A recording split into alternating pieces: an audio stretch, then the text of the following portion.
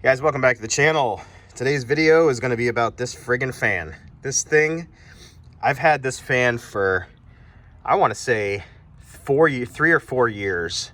And every single season, when we get into the hot season here in Florida, which is usually always, but like from April through end of October, end of September, I'm out here doing projects all the time. This thing is always with me, and I have put this thing through hell and back.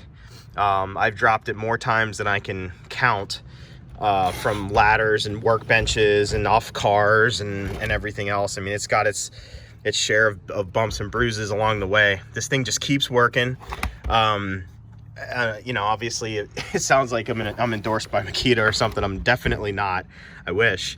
I just want to do a video on this. If you guys are out, you know, in your shops, or you're working on cars, or you're in hot garages, or a lot of times I've used this was when I was restoring my Mustang, and there's no air conditioning over in that building over there, and it gets hot. And what I would do is just lay this on the floor. It articulates up and down. I mean, this thing is 3 or 4 years old, and it still holds its position down here to give you that kind of an angle up. I would angle it up at myself. Keeps you cool in there. It's definitely a good fan. I mean, I beat the crap out of this thing, and I know I shouldn't be. I know I should be taking care of my tools, but there's just sometimes where, you know, they get kind of beat up, or you got, like right now, I got one hand trying to, you know, get it back. You can be real rough with this thing, and it just keeps going. And I think the reason why it's so robust is whatever. You guys can follow a channel called AVE. He does boring old tool reviews.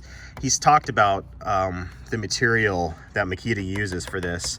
I know it's ABS plastic, but I don't know what grade it is. Whatever they're using here is really well reinforced. And the other thing I think that keeps this fan so good on the quality level, like if you've ever dropped one of those cheap like, you know, $20 fans that you get at like Walmart or Amazon or something, if you drop it like this hard enough, what'll end up happening actually is the blade will crack.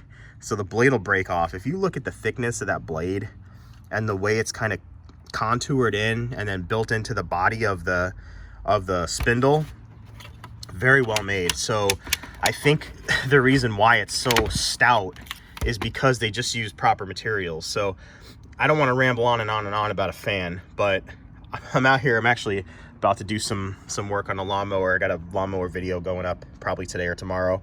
And it's hot, and I'm like, I need my fan. I need to get some air going out here. I'm sweating my ass off. I always go to this thing. If you're out mowing, you don't have a pool to jump into, you need to cool down quick, just pop a battery in this thing. It'll cool you off so fast. It's got 2 settings. It's got the high setting, which I normally use, blows a ton of air, and then you can drop it down to the low setting.